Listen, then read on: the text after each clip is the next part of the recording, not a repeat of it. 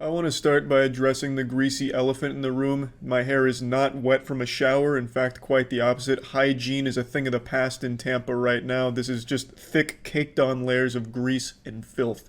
I look like a Madame Tussauds wax statue. But it's not by choice. I'm not choosing to revert to troglodyte instincts and just turn my room into some kind of 4chan masturbatorium cum dumpster where all of a sudden I just give up on showers or anything. It's because Tampa, in all of its baffling, stunning glory, found a way to blow up the water main yesterday or 2 days ago, however long it's been. It's been 2 days without a shower for me. Because a third party was doing work on the city and they found a way to just bust that fucking bad boy completely sky high and flood half the city. I don't know what kind of work they were doing. Knowing Tampa, they were probably trying to find rare opals by just using dynamite in the streets, hoping to get lucky or something, and they ended up just blasting the pipes. But either way, it contaminated the water supply, so we're under a boil water notice and I can't shower. Rather, I don't want to shower. The city says the city will have you believe the water is safe to bathe in, just not consume. And now I'm going full conspiracy theory fucking Redditor here, and I'm starting to question the truthfulness of that kind of statement, because if the water's safe to bathe, but not consume, how safe is it really? And I'm a hypochondriac already, so I just don't want to take the chance. Knowing Tampa, they're probably just dumping raw plutonium directly into the water supply. Like, I wouldn't be surprised if they just said, hey, this radioactive chemical power plant needs to be drained. Might as well just do it right into the water main here and just further contaminate the water supply. No one will notice. So I'm just, I'm not going down that path. I bought like a case of water bottles to try and bathe myself with after this video. So we'll see how that goes, but I just wanted to explain that right away. So it's only been a week since the last time I shit on Nintendo, and I want to again reiterate, fuck Nintendo. And within that week, they've somehow found more interesting and creative ways to just be hated. It's like they're speed running to try and become the most hated video game company in the fucking world, and they're succeeding. In the last video I made talking about their shit, I kind of chalked a lot of it up to just them being technologically incompetent and out of touch and afraid of change. But after the last week or so, I genuinely just believe this company is evil. I really think that they just hate gamers or their audience that they try and cater to, and do anything they can and go out of their way to keep dropping their fucking butthole in the mouth of the people that buy their products. So I'm not going to go over the same stuff I talked about in the last video. If you want to see other things to hate Nintendo for, you can watch the last video I made. But this one I want to talk about just what they've done recently. So let's start with the most pathetic thing they've done. There was a Splatoon tournament coming up a couple days ago where it was just a Nintendo Splatoon tournament for some teams to come in and compete for the grand prize of $25, which I think is probably the highest prize pool Nintendo's ever fucking offered, because they don't show any support to competitive games. To be honest, when I heard it was a $25 grand prize, I was fucking pumping both fists in the air like, yeah, good job Splatoon, you finally got Nintendo to shell out the big bucks for you. Because when I hear Nintendo grand prize, I usually think of cents. So I was expecting 25 cents maybe at most, but man, going all the way for $25 was nuts.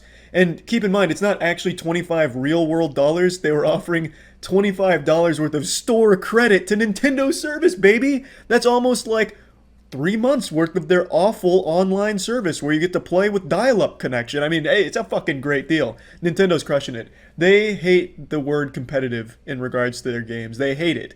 I guess it's a company run by people who only ever got participation trophies and now hate competition. I don't know what to tell you. But they fucking hate it and they offer no support. But anyway, they have this Splatoon tournament coming around where the teams were competing for $25, and they're not really there for the money. They're there just to have some fun. And anyway, 4 of the 8 teams that were competing, I think it was 4, had Save Melee, or some way of showing support for the Melee scene. Now, just to bring you up to speed on the lore, Nintendo recently shut down a massive Super Smash Bros. Melee tournament just because they didn't like it was being played on an emulator. It was really petty garbage, a bunch of bullshit, and the Splatoon community wanted to show solidarity with the Melee community, so they just made some variation of Save Melee or Free Melee as their team name, and Nintendo responded by shutting the entire fucking Splatoon tournament down. That's a bit of an exaggeration, but they revoked all live streaming rights of the tournament, basically just killing it from the get-go. And the Splatoon community then went to a different tournament with a $1,500 grand prize pool, which absolutely annihilates Nintendo's official one. So it worked out for the Splatoon community, but it just shows Nintendo's willingness to spit in the face of the people that love their games so much. Nintendo fucking hates gamers, I think it's safe to say at this point. They genuinely do everything they can to go out of their way to shit on the fun. And also, even more laughably, one of the Splatoon opens, the grand prize of $25 wasn't even awarded to the team that won it. Here's a tweet from the team that won. They never even got their $25 gift card. Nintendo is such a piece of shit. Nintendo is so unbelievably heinous in all of their decisions, and I genuinely think they do it maliciously. I don't think it's incompetence. I really think they just have a hatred for the people that buy their products. They can't even be bothered to squeak out a $25 gift card for a team that loves their game that much and competes in tournaments. Like, that's so fucking bad. But it doesn't stop there for Nintendo. Their appetite was ravenous and they weren't satiated yet. They were thirsty, and the only thing that would quench their thirst were more Nintendo fans' tears in their glass. So the next thing Nintendo did is they set their sights and put the crosshairs on one man making custom Joy-Con controllers that were made to honor Etika. Etika was a YouTuber and a streamer and a huge fan of Nintendo IPs, and a man named Captain Alex was making Joy-Con controllers to honor him. And of course, Etika had the Joy-Con boys, so the controllers were outfitted with Joy-Con boys on the controller, and the money that was being made from those was going into charity. And of course, Nintendo, being the greedy, soulless corporation that it is, they sent a cease and desist shutting down production. Nintendo and cease and desist go together like cereal and milk, peanut butter and jelly. They just fit together so nicely. It's used so often. Nintendo and cease and desist are pretty much synonymous at this point.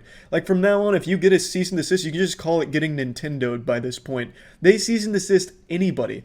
They would send a cease and desist letter to a 4-year-old that did a crayon drawing of Super Mario if it didn't properly represent their IP. To be honest, I'm surprised that Nintendo hasn't tried to sue everyone that wears a green shirt because they say it's related to Link from their IP, Legend of Zelda. They are truly shameless garbage corporation. They are the anti-fun video game developer. And I bet you're thinking, Charlie, well, that's gotta be it, right? And you'd be wrong. They have gone on a complete rampage in only like 5 or 6 days. Today, they shut down the soundtrack for Super Mario, Zelda, and Mario Kart Wii. You can no longer hear the soundtrack on YouTube. They've blocked all of it, or at least most of it, and they're going to continue to do so.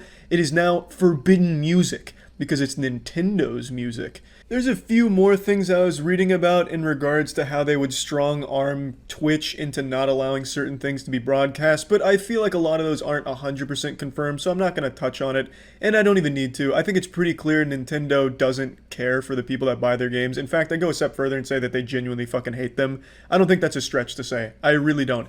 They have to go out of their way to find these things that they're shutting down and cease and desisting. They have to genuinely be scouting the entire internet to look for people to shit on. It's crazy.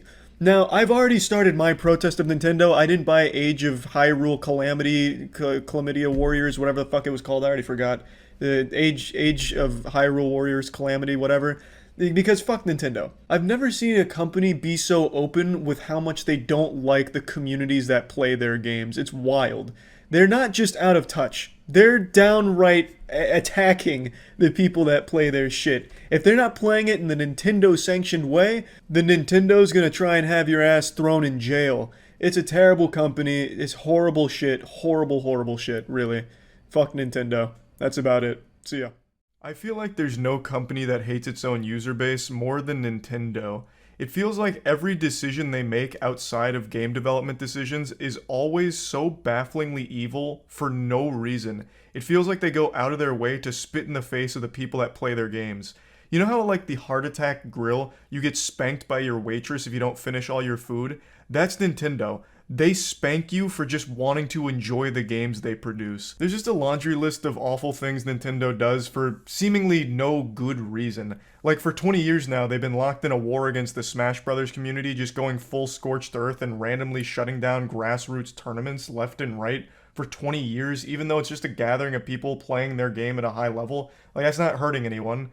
Nintendo's made another wildly awful decision that goes against the community that enjoys their games, and I want to get very deep into it because it's one that I'm extremely passionate about. It's, again, them shitting on the Smash Brothers scene, but this time, they're not alone. Nintendo had an accomplice, and in fact, the Nintendo sidekick may have actually been the greater villain in this story. As most of you know, Moist Esports started in Super Smash Bros. Ultimate with Cola, so it's obviously a community I'm super passionate about. And it's been a community that's been severely neglected and shit on by Nintendo for 20 years now. They've shown no support and they've actively gone out of the way to shut down tournaments. They don't actually contribute anything to the professional scene in any capacity whatsoever. They're very hands off and they really don't seem to like professional Smash Brothers and never have. But not too long ago, Panda, which is an FGC organization, they're not just in Smash, but they're mainly known for Smash. They announced that they're partnering with Nintendo for the first time ever. Nintendo is directly partnering with a organization to put on high-level Smash tournaments.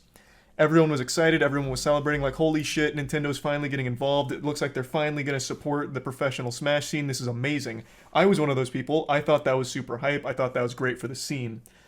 Fast forward to today.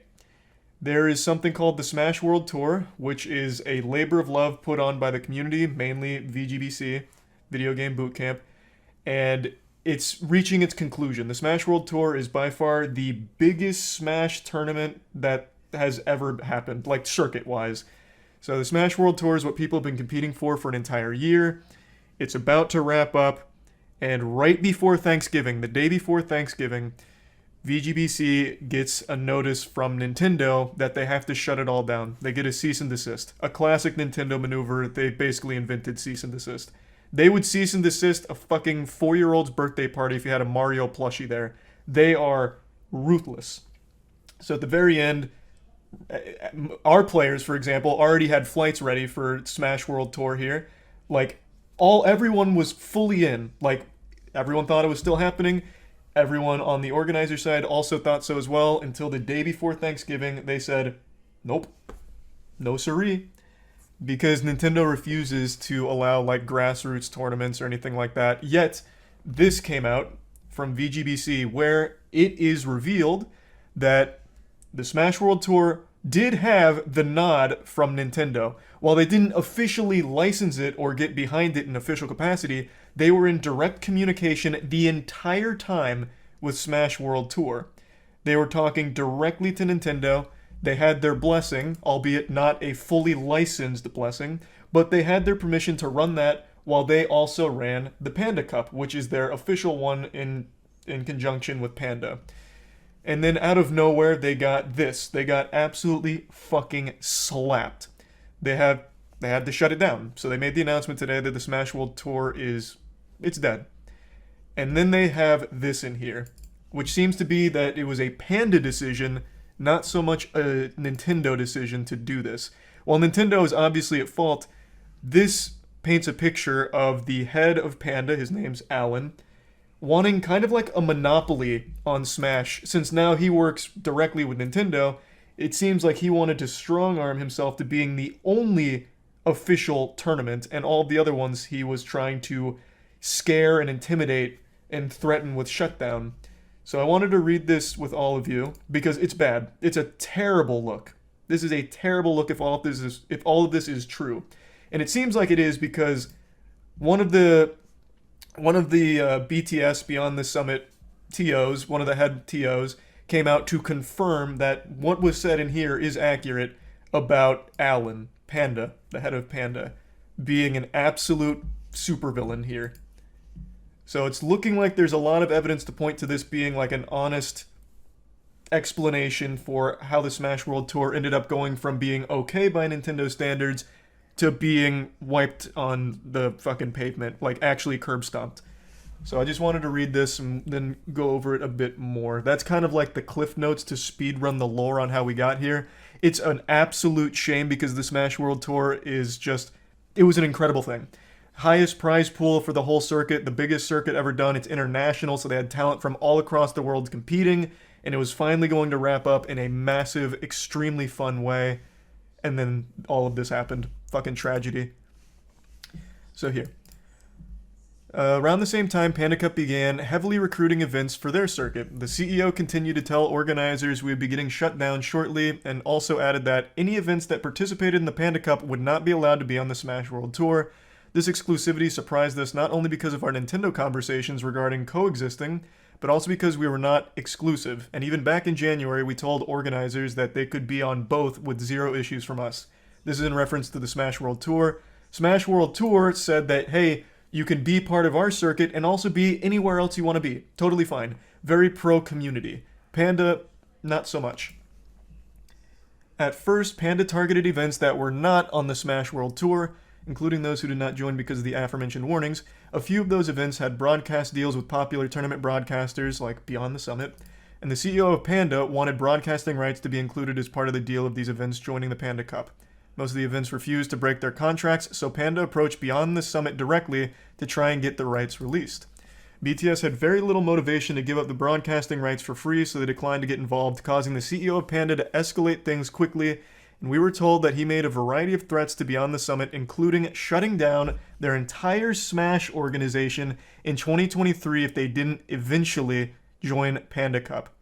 After BTS held firm, the CEO of Panda warned that they would get Nintendo directly involved, putting broadcasting rights for all tournaments in jeopardy. So, this is the CEO of Panda, Alan, twirling his evil little mustache and his greed getting the best of him. So like Mr. Krabs with dollar signs in his eyes, he says, if you don't join us, we're going to get Big Daddy Nintendo, whom we're sucking the ass of, to shut you down. And that's exactly what's happened to the Smash World Tour.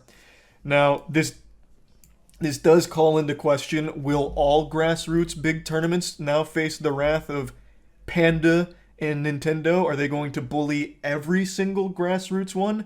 Or only the ones they deem a threat, like Beyond the Summit or VGBC? That I have no idea on at the moment. Panda hasn't commented as of right now, but it's pretty fucking bad. Now, I think it's very important. Like I said, they weren't officially licensed with Nintendo, the Smash World Tour, but they did have like open communication where it was kind of like a wink wink, this is okay kind of thing. Like, we know about it, we're okay with it, go for it, we can coexist.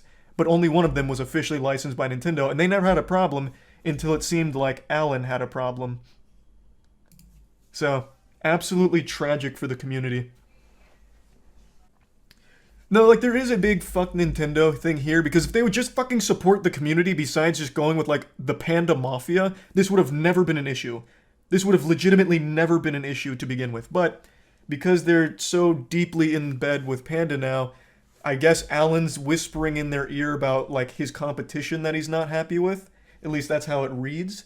And he's made threats, which, again, have been confirmed over here, even outside of this document. This is a totally different organization. This is BTS that's confirming the same things that VGBC stated. So it seems like he just went on a bit of a rampage. Now, I think there is also, I've seen this theory tossed around, I think there also is a reality where the CEO of Panda tried to puff out his chest and, you know, flex on the community that now Nintendo's backing them, so trying to scare Beyond the Summit. But Nintendo never listened to him, didn't take him seriously, maybe viewed him as a clown. But he was so bad to work with that maybe Nintendo just got soured on the whole experience of being in the pro scene, that they're shutting everything down, and once they're done with the contract with Panda for their Panda Cup, maybe they never touch it again. I think that's also a very real possibility where Alan didn't influence their decision to shut everything down by telling them to. He influenced it by just being miserable to work with. So they were like, fuck this, we're just gonna shut everything down and go nuclear. I think that's also possible. So we're boycotting the Panda tournament? I personally am, yeah.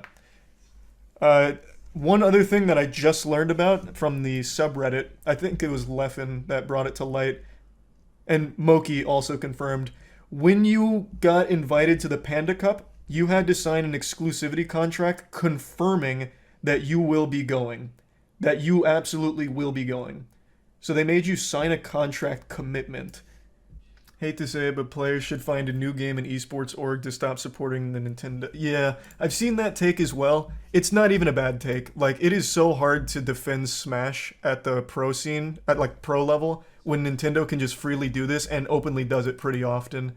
And now you have like an inside man here at Panda, Alan, who is actively going against the community as well. Like, it's just a fucking mess. Does this mean light is dropped? What? No, we're not dropping any of our players or anything. What? No. What this means is our players that were going to the Smash World Tour Championship are no longer, because it doesn't fucking exist now. Nintendo and Panda shut it down. Now, like I said, Panda still hasn't made a statement. Alan hasn't said anything. Maybe they have a different view of these events, but it's been confirmed by two very reputable sources. And I did have a call with VGBC, like everyone on board, as well as SmashCon, that also echoed these same things about Panda in particular and how this all happened with the Smash World Tour. So I did know this was coming at some point today. I just didn't know it was this bad. If the only tournaments are Panda and you're boycotting, how will you keep the Smash players signed? Well, it's not just me, man. No one wants, like, assuming all this is true, which again, there's a lot of evidence to point to it being accurate, no one's going to want to compete for Panda. And like I said, since we still don't know if this means they're going to shut down all grassroots competition, it seems unlikely they would. There'll still be other tournaments, but there's not another tournament with the same level of competition that the Smash World Tour offered. So it's still a huge blow regardless. And since everyone already had their flights and everything booked, it's a massive fucking financial burden as well for players. Of course, Moist Esports paid for all that, so luckily that doesn't affect our players personally, but not every player in Smash is signed. In fact, most of them aren't. So they probably just lost a ton of money booking all of this and now having to cancel. So you just lost a ton of money. Yeah, well, that's esports in a nutshell. Like, that is what it is. I'm just more upset about our players not being able to compete at Smash World Tour. I don't feel we know the truth yet. Like I said, we still need to hear from Panda and Alan in particular, since it seems like it's mainly Alan. We still need to hear from them. I just don't see a world where somehow every other major org had the same experience here. With Alan in particular. I don't see how that could somehow be like a smear campaign, a lie. Like, none of that really checks out, especially because there was direct communication with Nintendo the entirety of the Smash World Tour until all of a sudden they decided to cancel it out of the blue, or cease and desist it out of the blue. Think I'm being dramatic? You might want to keep listening. Like I said, that's still uncertain, but it's not impossible. There is still no telling if all of grassroots organizations will be shut down by Nintendo going forward because of this whole Panda thing or not. We don't know.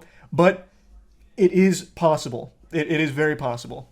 Because you've seen a video about 10 people getting really upset about the ice climbers, which I uploaded, and it's one of my most viewed videos. A classic video to be sure, but he's also neglecting to mention where you've also probably seen it with the Salty Smash moments. Salty Smash moments have like fucking 60 entries now, and they're all golden.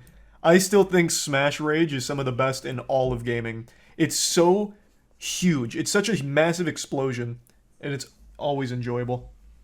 So not just the Ice Climber moments. Salty Smash moments in general, I think most people know. Now, Alan has been running Panda and also wanted this. Real quick, let's double check to see if Alan has said anything. Since, again, he is the one that's kind of named and shamed in the document. Let's see if he's come out with his side of the story, or if that's going to be a little bit longer in the oven. Cooking that up. Still nothing. His most recent one is Peach being a baller was my favorite. Talking about the Nintendo Direct Mario trailer. Any minute now, though, he might drop some heat. Canceled. Why? Well, their event is officially licensed by Nintendo. First time ever, now, by the way. On the surface, you might just think to yourself, well, okay, Nintendo licensed this one, but didn't license this one. It's Nintendo back at it again.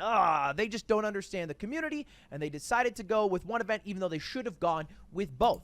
Now, it's not a shocker that Nintendo would cancel an event. It's happened many times in the past, usually to large public outcry that sometimes overturns their decision. But this is not as simple as...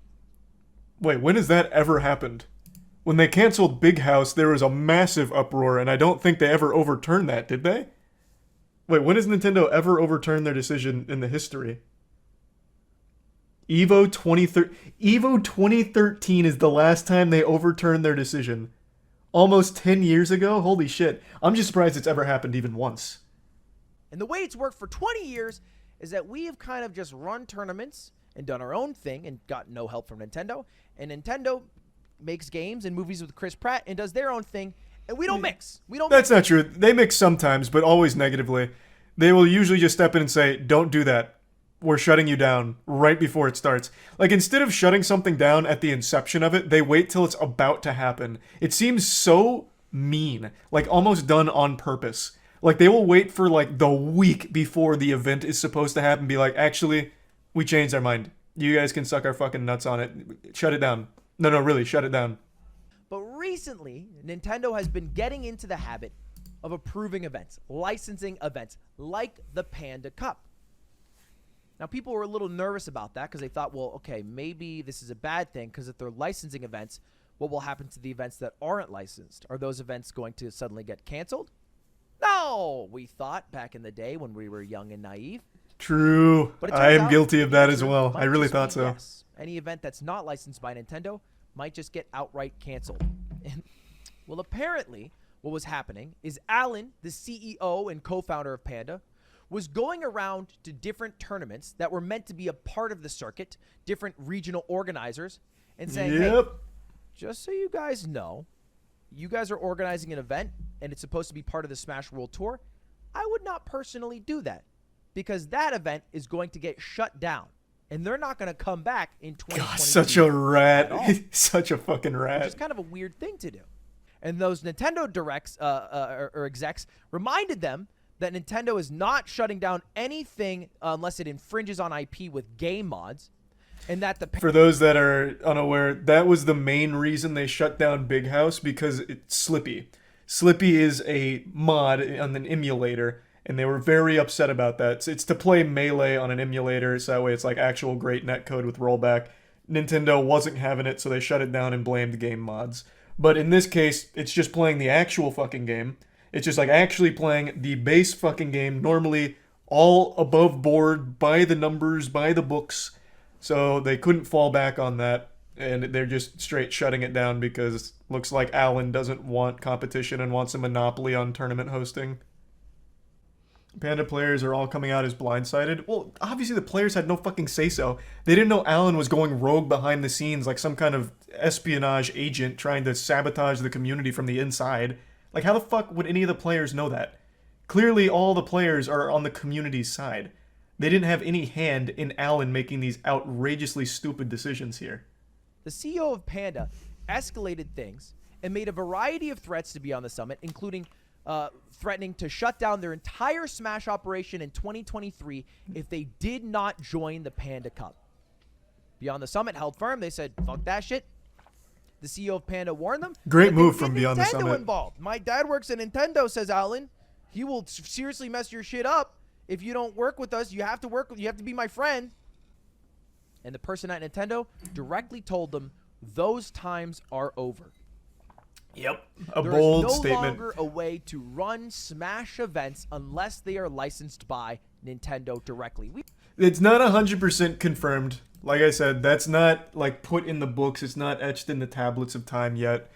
It seems like that might be the future, but VGBC as well as like SmashCon do feel optimistic that grassroots tournaments will still exist, and this is more just an Alan thing that forced Nintendo's hand. Like, he pushed them to it. But I guess we'll have to wait and see. Either way, though, fat fucking L for Panda. And Nintendo, obviously.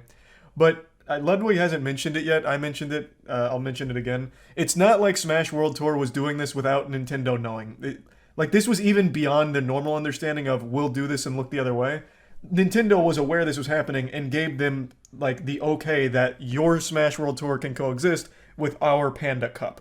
They knew about it, and they were okay with it for this entire duration until the very end here.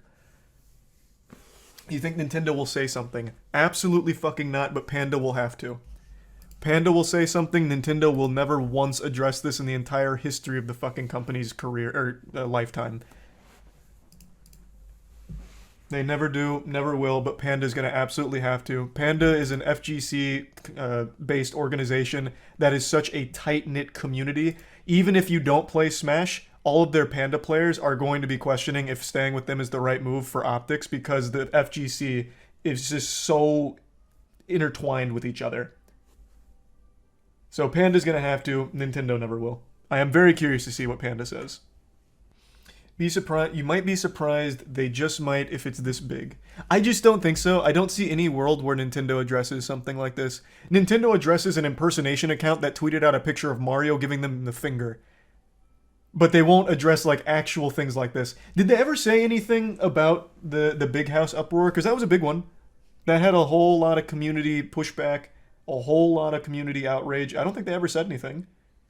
I guess maybe this could be different since they're directly involved with Panda Cup. I could possibly see it. But even then, I just doubt it. I just really doubt it. I really feel bad for all the Panda staff, players, and casters caught up with this and no communication. Of course, you have to. The community seems to understand that the players and Alan are two very distinct, different camps within Panda, as well as like staff and casters. Like those are so far removed from what Alan was doing with his fucking mob protection racket of you should join because, well, you might get shut down if you're unlicensed. You know, just might be a little weird out there. Might be sleeping with the fishes if you're not in Panda Cup. Like that is a exclusively Alan thing. Because someone at Panda, aka Alan, was strong-arming a connection he had Nintendo to shut down any event that was not his own. For what it's worth, the idea of having one true circuit in and of itself isn't a bad thing. If it's backed by Nintendo, that's not a bad thing. What's bad is the fact that he is actively going out and intimidating all the grassroots ones and actually like shutting them down. That's the problem. Like having a fully sanctioned, like authentic circuit is a cool thing. Like the one true Nintendo-backed cup that means the most. That's a cool thing. But you don't need to go and just start like fucking beef stewing all of the grassroots ones that built the community in the first place. Am I going to be able to run a Smash event in the future? Every single Smash... Should this be the case where the times are truly behind us where Nintendo will not allow grassroots to happen... Yeah, Lud would never be able to run another, like, Lud Invitational, which is a fucking shame, because that was a great event. That would be the future of it. You might have locals, I think locals would still exist, but anything with viewership, Nintendo would probably shut down. Event I have run has... If Smash does that, I think the Smash esports scene goes away. Yeah. I think it would absolutely vanish. I don't see how it would survive. If all the grassroots majors and everything get shut down and only Panda Cup is left, no one's going to want to watch it because of this, and none of the players are going to want to play in it because of this. Like, it really would probably ruin the whole scene. Does that just hand the player base to Multiversus? I don't know where they'd go. There's nothing direct, like a direct successor or anything to Smash. There's other games that are similar, like you have Multiversus, you have Brawlhalla, Rivals of Aether, but none of those are like Smash. They're not one-to-one. I don't know where they'd go. That the people who are running the Smash events aren't exactly rich. In fact, the only way to get rich is to leave the Smash scene. Something I've always known. That is so fucking so true. Been a few people who have spoken out. Yeah, that is so. In esports, it is well known amongst most of the orgs that going into the FGC is just like financial hemorrhaging. You don't make any returns in the FGC for the most part, save for some like very rare cases of like actual superstars that become like a bit transcendent of the FGC. But as a whole, that is a community of pros that don't actually make the orgs any money. So when you see an org in there, I always have respect because it's like, okay, they're there because someone in that pipeline likes that game, likes that community, likes that space. Because they're not making shit off it. They're not making anything off it. FGC means fighting game community, yeah. Fighting game community is FGC. I am curious though.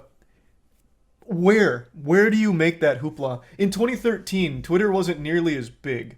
So where did that outrage reach? How did Nintendo see it? Because they don't really see Twitter or anything. They ignore like everything on Twitter. A great example of that is Pokemon Scarlet Violet. All of the bugs, glitches, and everything. Nintendo has never publicly acknowledged how broken that game is, like in the state that it's in, like with the performance problems and everything. But they are issuing refunds because they know it, but they're not addressing it. So where do you get their attention to make them actually address it? Does it have to be Twitter, or do they have like something else? I really don't know. And in 2013, I don't think it was Twitter. It had to be like Facebook or something. It had to have just gone like crazy on Facebook. Got to be actual news outlets. Yeah, but I don't think, especially not in 2013, I highly doubt fucking New York Times or Wall Street Journal was writing about Smash Brothers at EVO. So I don't think it was actual news outlets. It was a breast cancer charity, and we donated $100K in total. So was it the amount of money the Smash community was able to raise to get like the attention of Nintendo? Is that what it was? Not so much the, like, outrage, just more so, here's how passionate we are, and here's what we're doing to show it, that got their attention? You talk like 2013 was the Stone Ages. It was super different. Like, it really was. 2013 internet was a completely different landscape than what it currently is. And it's not even close. Because like I said, I don't feel Nintendo actually looks at anything that's on Twitter or anything about their brand anywhere. Like, I don't know how you'd even get their attention. You'd need Alan. You need Alan to have a change of heart and be like, guys, I fucked up. Hey, this is on me. This was a stupid decision. I fucked up. Can you please let Smash World Tour happen again? This was fucking dumb, and I may have just sank my whole company. Just toss me a goddamn bone, please. Like, you'd need someone on, like, the actual inside of Nintendo here to try and, like, lobby for it. Need the Phantom Thieves, bro. True. Without Smash, there would be no Moist Esports. Full stop. It is a community I'm very passionate about, so I also hope we can salvage this situation. What about Rocket League? No, I'm saying, like, if Smash didn't exist, like, the Smash Pro scene didn't exist as the grassroots organizations it's always been, there would have been no Moist Esports. I'm not saying, like, if this all goes through, I'm shutting down Moist Esports. I'm saying it wouldn't exist had this decision been made, like, 2 years ago. Yeah, fucking awful situation though, man. I really, really hope there's some kind of positive conclusion to this. I just don't even know what that would look like here because I have no faith in Nintendo themselves. I don't know Alan well enough to know if he'll do anything positive here. I really can't imagine what he'll say, but I very much would like to see the Panda side come forward with this situation. It's insane that people just want to play the game. I know. I don't get the war that Nintendo wages on grassroots orgs. Like, you don't make money in the Smash scene. They're not even profiting off your IP. They're doing it because they love the fucking game. The whole pro space is net loss across the board, except for like your top tier pro players who make like a big salary or have like external brand deals. But like, they're not, like, these tournaments aren't like stealing your IP and profiting from your fucking tournaments they run. They just lose money on it. It's just such a weird war, and it gets people talking about like Smash Ultimate, like that they still sell Smash Ultimate for $60. I just got it for Tiana for Black Friday, and the deal that they were doing for Black Friday on Smash Ultimate was $9 off, so $51. Like, they're still selling it at almost full price, and having these tournaments puts it in people's minds and like, oh fuck, like this is cool. Melee is 20 years old now. Like, there's just no reason they should even be bothering to, like, try and enforce that, because it's a 20-year-old game. Just let people play it how they want. It's not like Nintendo's making tons of money off fucking Smash Melee. Makes no sense. And Ultimate, like, it's only good for them. They are not making money from running these fucking tournaments off the back of your IP. Nintendo doesn't like adults playing their games. I know, isn't that crazy? I don't even know if it's necessarily adults playing their games. They just don't like their games to be competitive. Like, that's not a secret. They openly say they don't really like that their games are competitive. They just want to be fun party games, which they are, but they also do have a layer of depth that makes them fun competitively. Like, I don't know why you can't just have your cake and eat it too. Okay, while I was tinkling, I saw something very interesting on Twitter. And this time it wasn't just more OnlyFans promotions. Check this shit out.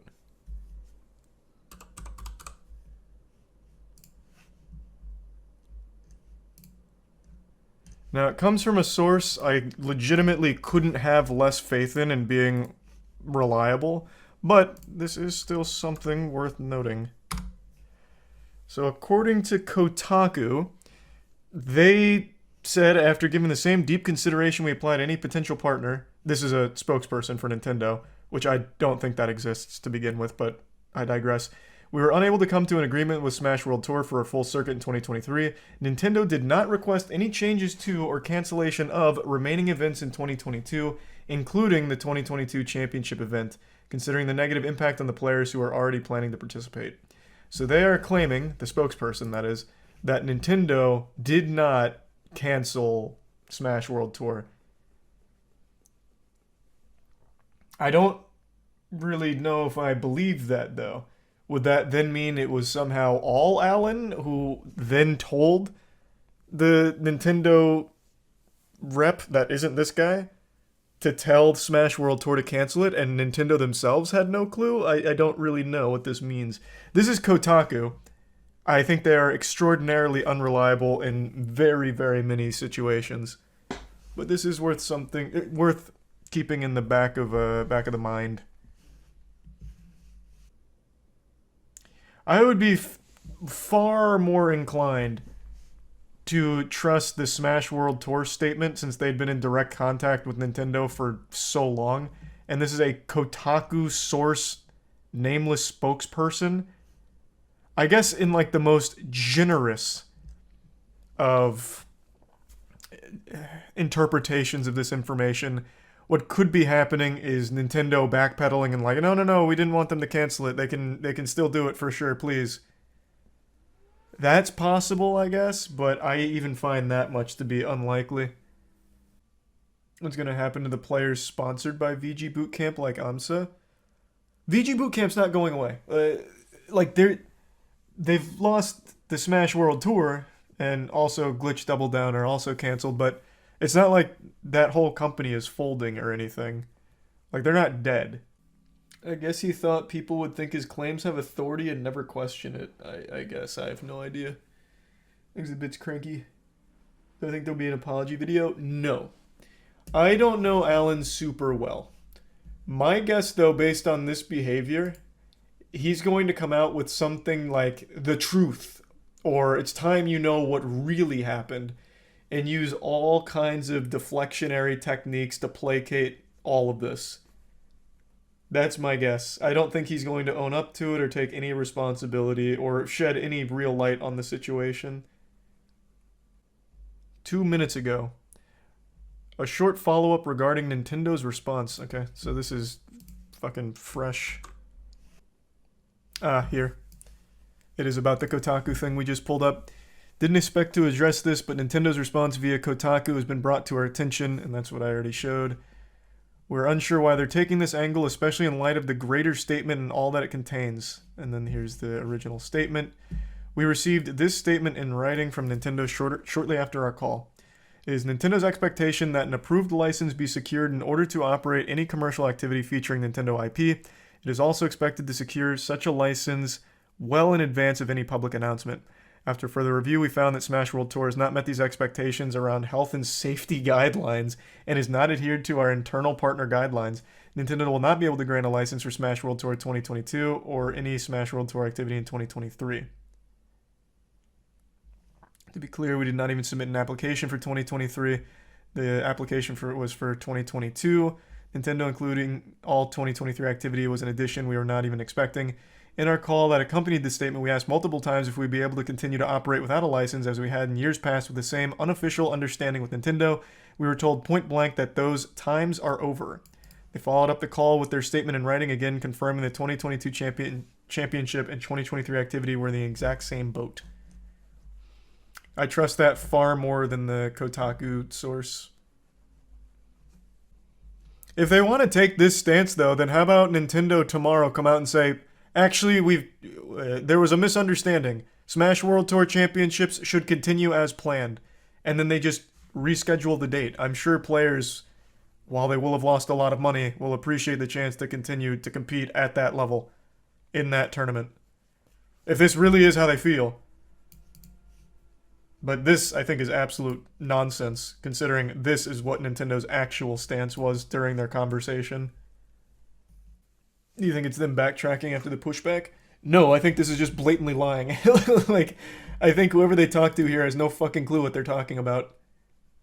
I don't know who Kotaku got in contact with, but I don't trust the source at all. Imagine this kind of drama happened in a League or Counter-Strike tournament. Oh my god, the community would lose their shit.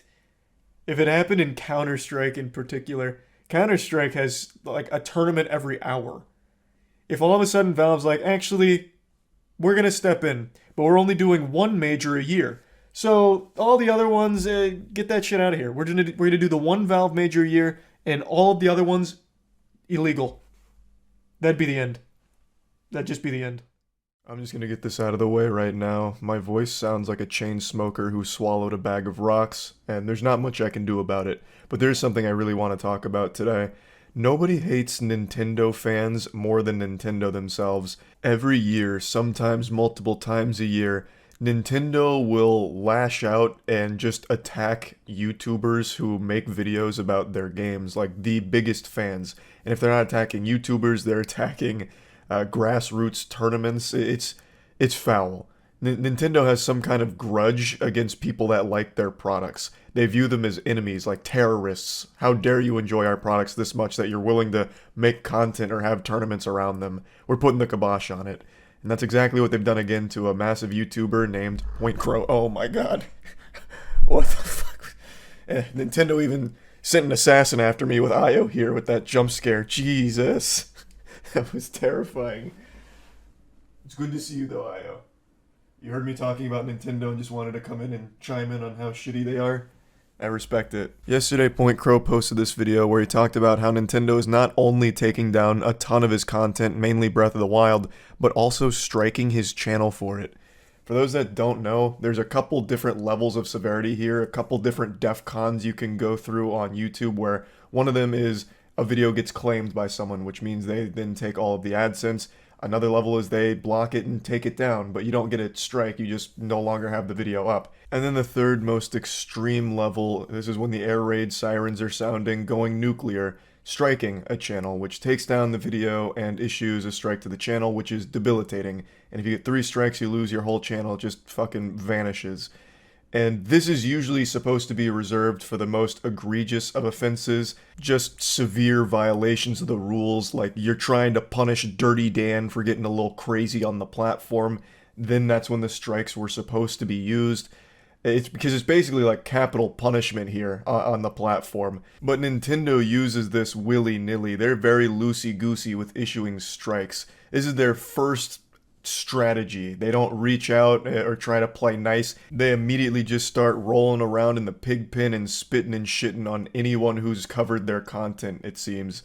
They throw out more strikes than a professional bowler, and that's exactly what they've done to Penguinz0. They've issued 2 strikes on his channel. I'm going to play portions of his video here where he talks about it more in detail, but it's so fucked up. Nintendo is such a scummy company.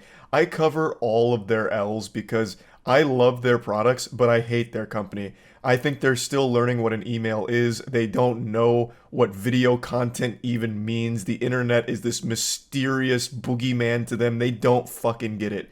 They're out of touch. They're delusional, and it shows. They do this so often, and they've done this for as long as the internet's been around. Even back during the dial-up era, I'm pretty sure Nintendo would have tried to lobby against the internet's creation in the first place. They view it as an evil tool used by the devil because it showcases their games. It makes me fucking angry, and they've done it once again. Listen to what I have to say and consider reversing the decision to claim these videos. I make videos playing games, sometimes in strange ways.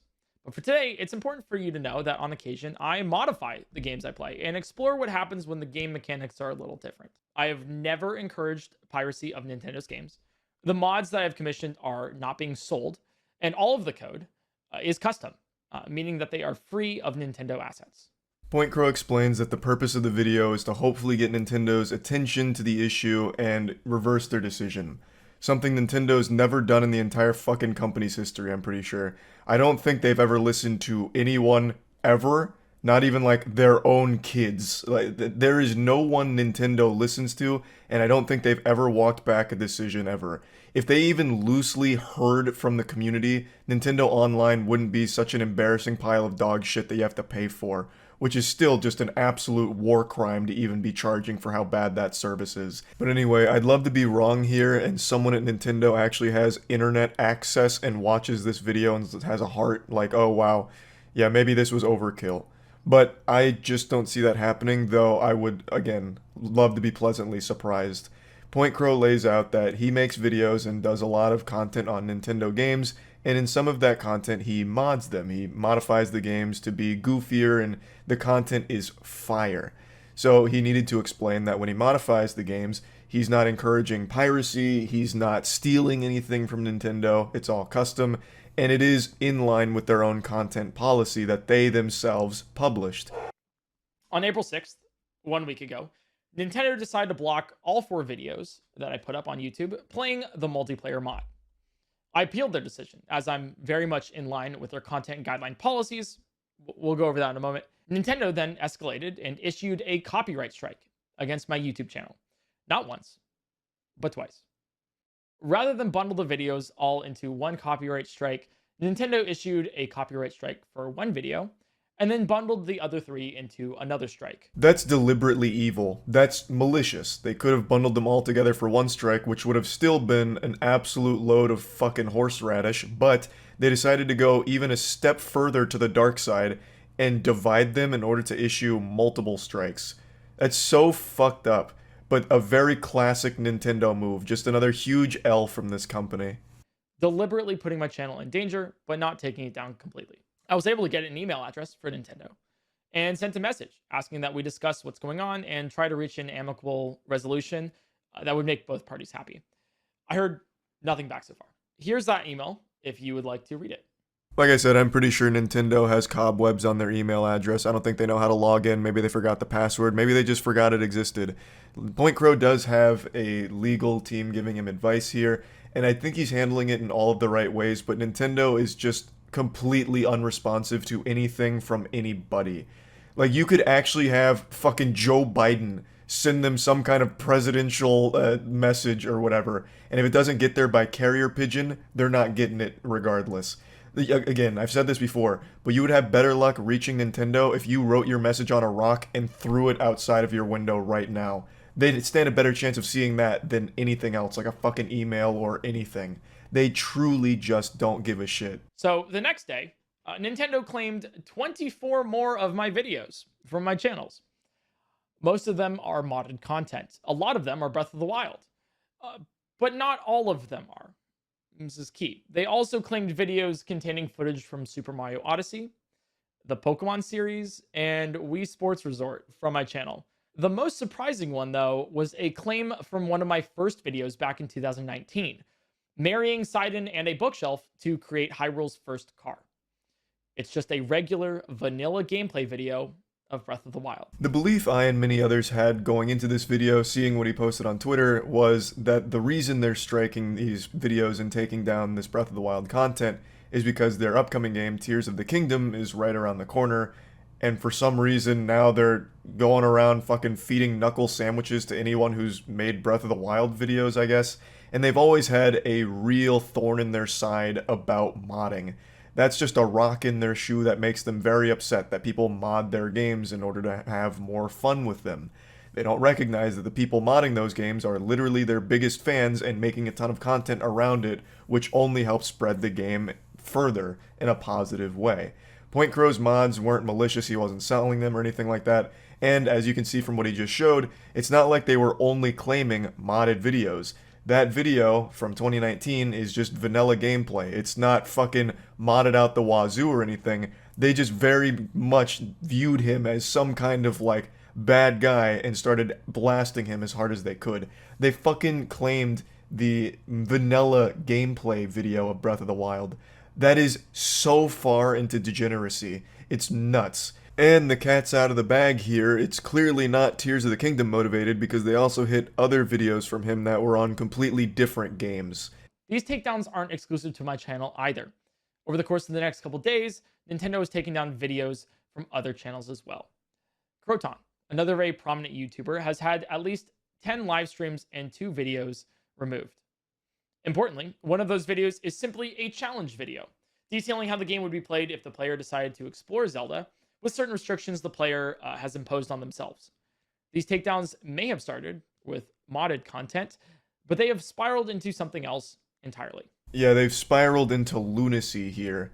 They're not just targeting modded content, though I don't think there's any real justification for what they've done, even if it was only modded content. Modded content isn't some affront to God for these companies. It is players modding your game and making content around it, and just enjoying it even further. Now, maybe there are some mods that are bad news, but I promise you it's not the ones you're striking down from these YouTubers. It's just further wiping their own ass with their already awful reputation and staining it even further. But again, they don't care. Purchasing a Nintendo game honestly feels fucking horrible because you're buying something from a company that doesn't respect you and actually just fucking straight up hates you. It's like buying clothes from your high school bully. Like, damn, the clothes are fire. But god damn it, the person behind it hates me and literally spits on me every chance they get. Like, it just sucks. Like, Nintendo makes such bangers, but the company is just actual trash. So now you know what's happening. At this time, my channel has had 29 videos taken down, 2 copyright strikes, and Nintendo does not seem to be stopping the removal of videos from other creators on YouTube. They've shown that they're striking down regular gameplay videos as well. It's sporadic, and their enforcement of their copyright is incredibly uneven. The thing is, without even considering fair use, all of these videos are very clearly in line with Nintendo's own game content guidelines for online video and image sharing platforms. Nintendo is going insano style right now, absolutely purging YouTube of all types of different content out of nowhere. Like, all of it's pretty nonsensical. It's not just modded content, it's actual just normal gameplay videos, like playing Breath of the Wild with like a challenge run and shit like that. I honestly wouldn't be surprised if they start taking down speed runs or even just general walkthroughs. Like, it's absolute madness. It's chaos. And there's just no way of defending this behavior from Nintendo. Point Crow explains that all of this content fits within their own content policy, as well as, of course, being fair use. They state that they encourage creative input and commentary for content around their video games, as well as like Let's Plays, video game reviews, which it doesn't really seem like they are saying that with a smile on their face, considering they're now just taking down all of these videos that have creative input and commentary. The things that they highlight that they don't allow are the obvious things, right? Where it's just like, you know, full Nintendo trailers or all of their soundtrack and shit like that. Things that other companies also don't encourage either. You might argue that modded content is in violation of these guidelines, but historically that's not the case. The terms of service for The Legend of Zelda says you cannot modify the game, but it also says that you cannot stream it, you cannot make videos of it, and you cannot otherwise broadcast it. Nintendo's game content guidelines changes this, though, by providing a license on top of the existing terms of service, which modifies the terms of service for content creators. All of the videos that they have taken down are in compliance with their own policies. A lot of games in their terms of service actually have similar statements, such as like no making videos or streaming the game or anything like that. But like Point Crow mentions, there's extenuating circumstances. There's like an overarching branch of it where they do modify that for the content creators and content that is made around their products. Because obviously in this day and age, any game is going to be like streamed or have videos about it. So a lot of companies encourage it, and Nintendo claims they also encourage it. They even talk about like how touched they are when people make Nintendo focused videos, which is the biggest fucking lie ever told. Like, my god, what a fucking fib. No shot. Every video made on a Nintendo game makes them angry. I feel like they view that as lost dollars, potentially. Like, oh no, a potential customer may have seen this video and now they're never going to bother getting the game because they got the whole experience from watching this one guy play Legend of Zelda Breath of the Wild by killing all of the trash mobs. No, we lost somebody. They've ruined us. Take them down. It's just something that has existed for a long time, right? No streaming the game, no making videos on it, but that's just not the way it's worked historically on the internet for a long time now. And Nintendo has understood that up until recently, where I guess they got hit by a fucking stupid beam and are now taking down videos again. Completely innocent ones. In fact, what they've demonstrated here is that they will ignore their own policies and licenses to selectively enforce their intellectual property. So, if you've uploaded any video that features any Nintendo content, no matter how transformative or directly in line with their published guidelines, you are at risk. You mentioned in your content guidelines that you are humbled every day by the loyalty and passion for Nintendo's games, characters, and world, and respect that we want to be able to express ourselves creatively by sharing our own videos and images using content from your game. And if you truly respect us and are humbled by this community, don't take this creativity away from us. Overall, I think it's an extremely strong video from Point0 here, which once again highlights Nintendo's out-of-touch delusion, and it serves as a great open letter to the company that I have no doubt will go completely radio silent on. I don't think they're going to see it. I don't think they're going to care. They're going to most likely continue to take down completely innocent videos and maybe even whole channels that have covered Nintendo products or made Nintendo-focused content, all because they're just fucking evil. Like, I really don't know what it is anymore. This does nothing to help them. This just puts another blemish on their reputation. This doesn't get people excited for Tears of the Kingdom. This just makes more and more people afraid of Nintendo. And for a company that's supposed to be like all about family fun, I don't know why they want to be feared so badly, ruling their property with an iron fist and allowing no room for creativity or imagination in their worlds from the people that love them the most, like Point0 mentions. It's just shit. It's just an actual pile of dog shit. And I wanted to talk about that. I'm wishing Point0 the absolute best here, navigating these 2 strikes on his channel, because Nintendo is a fearsome foe. So I really am hoping for the best for him. He's a great guy, and Nintendo is anything but a great company. They're trash. That's really about it. See ya. That's what people sound like when they do their best to defend Nintendo from my mean words. They deserve it. Nintendo is greedy, and I'm tired of it. So I keep making fun of them. And there's so many people that defend Nintendo, even in spite of them reaching into their piggy bank and shaking it for everything that could fall out. Heavens to Betsy, Nintendo even has the gall to charge money for their tech demo welcome tour for the Nintendo Switch. This is a game with the Switch 2 that's supposed to teach you how to use the console. It is a tour of it, and they didn't even have the common courtesy to let it be free like other games of that kind, like Astrobot back on the PS4. It doesn't get more pathetic than that. How do you even defend that? How do you even begin to rationalize why they would charge money for their tutorial of the Switch 2? It's craziness. That is an actual Mr. Krabs maneuver. Like that episode where he was charging customers for air inside of the restaurant. Like, Nintendo is so beyond greedy, and I believe it is just truly indefensible, no matter how hard people jump through mental gymnastics to, you know, wave it away is not a big deal, and like they're totally right for increasing the price of their games and all this and that. I don't know. I don't understand the desperation to suck the Nintendo wiener this hard and defend them like this, fight their PR battles for free. It is very valid criticism to make fun of them for their pricing, because it's just ludicrous. And keep in mind, Nintendo never drops the price of their games, ever. Games that are like 10 years old are still being sold for full fucking price by Nintendo. So these games that are coming out that are going to be $80 occasionally for the Switch 2, they are going to remain $80 till the day you die. Occasionally they do like a deal where they drop the price temporarily on some of their titles, but that comes once in a blue moon.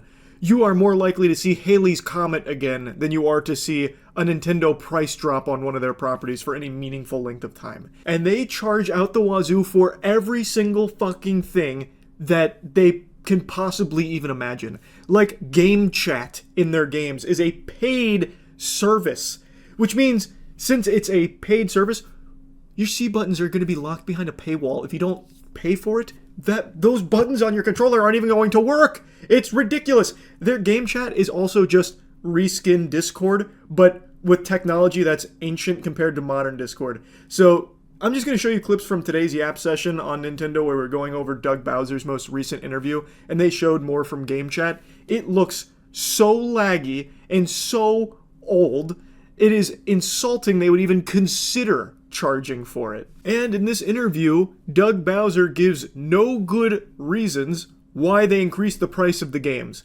The reason he gives, I think, is trash. Did you watch the Bowser interview over their $80 games? I didn't watch the interview, I just saw the statement. I'll watch the interview real quick. I'm assuming it's not a long interview. It's 17 minutes. Wait, this man actually like opened up his whole heart here. I thought it was just going to be another classic Doug Bowser where they bring him out of cryosleep for like a 3-minute appearance and then he goes right back into battery saving mode. Like, this guy is only ever seen like maybe 2 or 3 times a year. That's it. Outside of that, he ceases to exist. He just goes to the back rooms. I guess the question now is, with the Switch 2, how do you avoid that trap again? What makes the Switch 2 a worthwhile upgrade so you don't kind of fall into that Wii U moment again? Yeah, I think... Oh, he just said the forbidden word. He mentioned Wii U. CNBC bringing up Wii U directly to Nintendo? Oh, wow. Oh, wow. Doug Bowser's even surprised. Like, what do you say? Nah, these are clearly pre-screened questions, but I'm surprised they're willing to even mention what kind of failure Wii U was. I was one of the victims of that. I got scammed by it. Is happening behind us right now. It really I did buy a Wii U. Creating Yeah. that next generation, but then added very powerful What did you gameplay see in it? features In the and Wii U? social features. So it's that understanding. Okay, jeez, I can't believe I always have to defend myself about the Wii U. The reason I bought it is because I missed out on the Wii. I never owned a Wii. I only ever played it at friends' houses, and I felt so weird about that. So when the Wii U rolled around, I was like, not this time. I'm gonna get it. So I got it.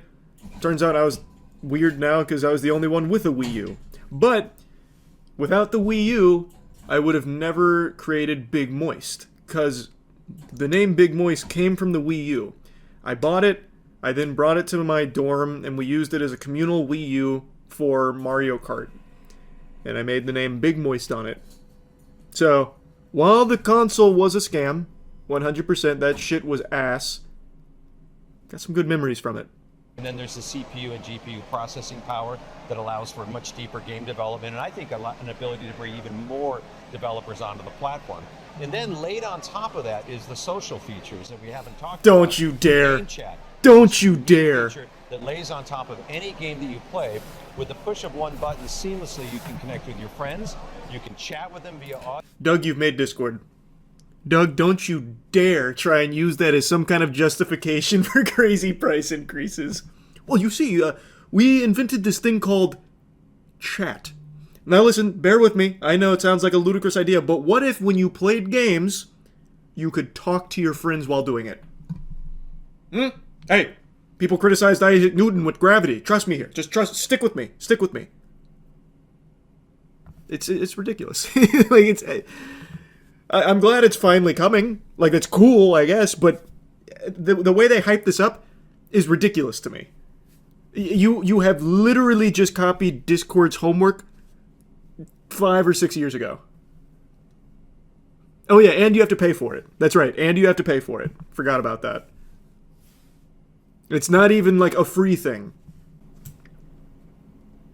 Audio, or with 4 of them, you can have them on a video camera and have this opportunity to interact and talk about the games you're playing. Now we're sitting here. I also love in their own demonstration how choppy this looks. You are just better off using Discord with your friends. It's free. It's better quality. You are just better off if you're playing Switch with your boys. Hop on Discord. You are so much better off. Now we're sitting here on April 2nd. It just so happens as we're Not even recording this, Discord, the actual President of the 2010 United Connect States right now is technology. announcing his tariffs. I won't go that far, but You it and is so it many is other executives dated. are pulling their hair out, We didn't consider tariffs into that equation. We felt that that was going to be the right price point for our consumers and the right value proposition, if you will, for the device that we're creating. A lot of news today. We're still all trying to really understand it better and understand what possible impacts, may rise from that. But nothing I can really add to, today's discussion around pricing. I will say, while the initial price point pre-tariff analysis here is higher than most people expected, myself included, I could almost understand that. Like, I could almost be like, you know what? It is an upgrade. It is finally modern. Okay, that I can stomach. I'm very curious, and I already know from the headlines where he goes with this, how they could possibly justify not only the increased price of the hardware, but the individual game price increase as well. add-on. But if you buy the game itself, this got a lot of attention. As you've seen, $80. That's a lot for a game. I know it's typically not what Nintendo charges. And then we look at the Donkey Kong game that's coming out about a month later. It's $70. Can you talk a little bit about how the gaming pricing strategy is $80 kind of the benchmark for a AAA game from Nintendo? What should we be expecting? The camera's $50. Hell nah. What do you mean you don't want this piece of tech from the late 2010s? Well, how are you going to talk to your friends on Nintendo Switch 2 Discord without the Nintendo Switch 2 camera, bud? Alright, tough guy. What do you know about high-quality 480p cameras? So we believe, based on the depth and breadth of the play and the repeatability of the play over time, the pricing that we announced is the right pricing. But again, other games like you mentioned, Donkey Kong Bonanza, it's going to be at a $70 price point, because that is what we feel is the right price point for that particular gaming experience. I love that. Well, Donkey Kong Bonanza, that's a worse game. So we're charging less money for it. That game, it's nothing compared to Mario Kart World. That game actually like really sucks. So we're giving you a great deal there. Mario Kart World, though, think of all the hours of gameplay you get. So many hours. So we had to increase the price. We did so much work, we needed to increase the price. And when the next Zelda game comes out, I'm going to be honest with you, we might go up to 120 bucks on it. We put a lot of tender love and care into it. It's an incredible game, and we think that's a good price for it. It's so fucking stupid. Basically, they're saying, these are great games, you're going to get a lot out of the games, so we're charging you more for the games because we know you're going to buy it because you already like the properties. I had already read the headline, I knew that's what he said about it, more or less. I just think that's a really dog shit argument because it doesn't apply. Schedule 1. I've gotten so many hours out of Schedule 1, more so than most Nintendo games in recent memory, paid a fraction of the price for Schedule 1. Does that mean Tyler should start charging $80 for Schedule 1 to match Mario Kart World? Fuck no. He'd get eaten alive, even though it offers the same amount of fun and the same amount of hours. It's dumb. It's a stupid statement. Like, yes, they'll get away with it because they're Nintendo. I don't think this holds any water. The main reason is they know they can charge this price. People will buy it.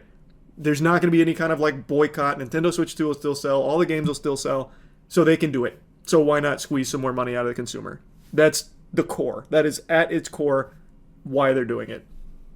I think they're pricing it based on whether or not it'll be continuously updated. But that's the thing. Every game is continuously updated in the modern day and age. I can't think of a game that just comes out and never gets touched again. Even games that flop still get some updates over their lifespan, even if it is a short lifespan. You can't base a game on that either. I still think that's a stupid reason too. Like fucking Babylon's Fall. That only ever opened to like 12 players and me and Denkin got updates. Concord got updates. Like every game that comes out gets updates. Do you think it would be a fair price if they announce every DLC and add-on will be free? If they did that, yes. That would make a lot more sense. They will never do that. But in your like fairy tale Candyland hypothetical, if they said we're increasing the base price of these games and you will get our feature updates later down the line, like our DLC packages, you will get that included. Yeah, that makes sense. Then I'd be like, okay, I see what you're trying to get at. You're basically selling the game plus the full lifespan season pass. Okay. That would make sense to me. You'd basically be selling like the Game of the Year version. They're never doing that, but if they did, I wouldn't be upset. Oh, I see what you're saying, Archive. Like, Mario Kart is a multiplayer game, so it'll get more stuff. Donkey Kong is a single-player experience, hence why it's cheaper. Not saying it's right, just figuring out their logic. I see what you're saying. Okay. Maybe that's how they base their pricing, then. You have to have a Nintendo account. You're going to look at how many hours I play before you determine if I'm worthy of buying a Switch 2. Are people going to be able to go out and buy it? That is cute. One? Innovation there with the number of hours played was really to reward our most loyal players and to give them a chance to queue up first and have an opportunity to purchase the product. Tomorrow we're going to be meeting with our retail partners, and our retail partners will have their own pre-order programs. So our and I promise you it won't be that. The demand that's going to be out there for Nintendo Switch 2. Yeah, they did announce this. I did know about it. In order to pre-order the Switch, at least through them, you have to verify that you're a Nintendo fan, fundamentally. Like, you have to verify that you engage with Nintendo products. You have a certain amount of hours. It's basically a fucking background check, like you're buying a gun. Like, it's like they do like a check to make sure that you are qualified for a pre-order. It's so good. I actually don't even hate that, because anything that takes a stab at scalpers, I'll at least give it a try. I'll at least say, cool, why not give it a whirl? So I don't dislike that. Obviously, the other retailers outside of Nintendo will not be doing that. No chance. There are still going to be scalpers. It's not going to beat scalpers, but anything that at least takes a shot at it, go for it. So first of all, with Game Chat, when you choose Game Chat, you're only choosing from a list of your friends. So you're not God, that online to a wide open. See, If this was my product, the last thing I would want people to see is this. You're not going online. That looks like right out of Skype from back in the day. Oof. A wide open. No strangers. That's right. It is Oh. your friends and it's your friend list and those people that you've invited into your. You see the quote where Doug pulled a Don Matrick? Who's Don Matrick? And what quote? Are you talking about the one where he said, if you can't afford the Switch 2, get the Switch 1, or that's why the Switch 1 is here? He was the Xbox guy during the Xbox One reveal. Oh, did they say that for the Xbox One? If you can't afford the Xbox One, get the 360? History was not kind to that console. That thing was a super flop. Up there with the Wii U, really. But yeah, here. If you can't afford the $449 Switch, don't expect much help from Nintendo. The company executive is suggesting budget-conscious gamers simply settle for the first-gen Switch. Doug Bowser said the company recognizes there are some people that may not be able to afford the Switch 2's price point. That's why we wanted to make the other Switch platforms available so people still have an opportunity to come into our gaming universe, be a part of these characters in these worlds, and see value, if you will, in whatever rung of the platform they come in. Yeah, so, can't afford it, stay broke, get a Switch, basically, is what it boils down to. I think they are still developing every game for Switch and Switch 2, so nothing. I don't think anything is Switch 2 exclusive. So I don't think you'll miss out on any games by not having the Switch 2. Never mind, I'm immediately proven wrong in the following paragraph. Wow. A growing crop of Switch 2 games such as Mario Kart World, Donkey Kong Bonanza, and Donkey Kong Bonanza won't be offered on the Switch 1. I'm wrong. That was quick. It was in the following paragraph. You didn't know that. No, I was under the impression this was going to be like when the PlayStation 3 launched and they still like co-developed games for PS3 and PS2. But even with the PS3, they did have like a couple of PS3 exclusives like Resistance, Fall of Man. Oh yeah, and here's the mention of Xbox One. Comparing it to Don Matrick, who tried to justify the Xbox One internet requirement, saying, "Fortunately, we have a product for people who aren't able to get some form of connectivity. It's called Xbox 360. Great quote, Don. Crushed it. Don Matrick got fired 1 month after the Xbox One reveal. How? Why? What did he do wrong? I'm sure he's probably the CEO of a Fortune 500 company now, because you can only fail upwards in this industry. Why do you hate Xbox? They've been doing so many good things recently. What? I don't even really hate them. They just have nothing on there. And Phil Spencer constantly reminds people of that. He's like, yeah, we lost the console war. Yeah, we still don't have games. But I've always said I think Game Pass is a great deal. And I really appreciate that Xbox games aren't actually exclusive because you can play all of them on PC. I don't even necessarily hate Xbox. I just don't see any reason why you would ever buy that. Unless you just already have one or your friends are on it. There are two things in this world that never work under any circumstances.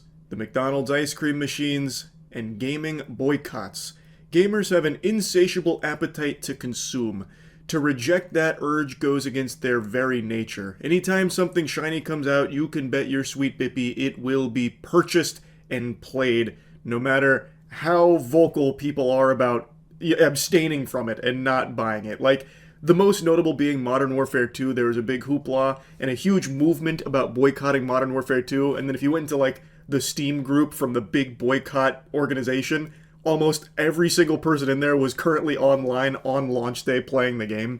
And that's just kind of been the song and dance for gaming boycotts forever, really. Interrupting this broadcast real quick to give you an announcement that Starforge is doing an absolutely massive sale right now, so if you're looking to upgrade your PC, now is the perfect time to do that. You can click the link in the description. Of course, there have been some outliers, a few exceptions, where people really did vote with their wallets and voted no. That has happened. It's just not common. And right now, there was a huge push against the Nintendo Switch 2 for a lot of bad business practices, and people were talking about how they're definitely not buying it this time around, they don't want to support it. And I'm sure you can already guess chapter 2 of this story here, the climax. The Nintendo Switch 2 releases, and that shit has been gobbled up like a bowl of cereal by a ton of people that were very outspoken against the Switch 2 and talking about like they won't be purchasing it, which was all very easy to say before it was available. But now that it's here, they have jumped on that opportunity to own one enthusiastically and are playing it furiously and enjoying it too. I didn't expect the Switch 2 to flop. It was very predictable that everyone that was rallying against it was going to inevitably purchase it, because this is like clockwork. It happens all the time in gaming. It was always going to be a super success. And I talked about that numerous times over my coverage of Nintendo and everything that's been going on there recently.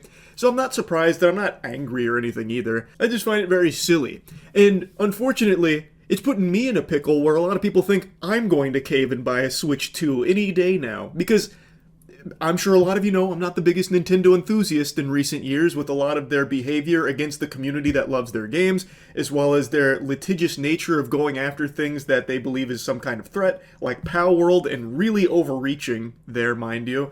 And their pricing, I think, being abominable and a huge blemish to this whole industry, trying to normalize the $80 first-party titles, paid services for things that are currently free, like the Discord equivalent in the Switch 2, which is just a much worse version of just using Discord. I could go on and on. I've already told you these things. I don't need to just regurgitate them, fucking, baby bird them into your mouth again. Point is, I've made it very clear that I had no plans of getting the Nintendo Switch 2. At the time, I had absolutely no desire to get the Nintendo Switch 2.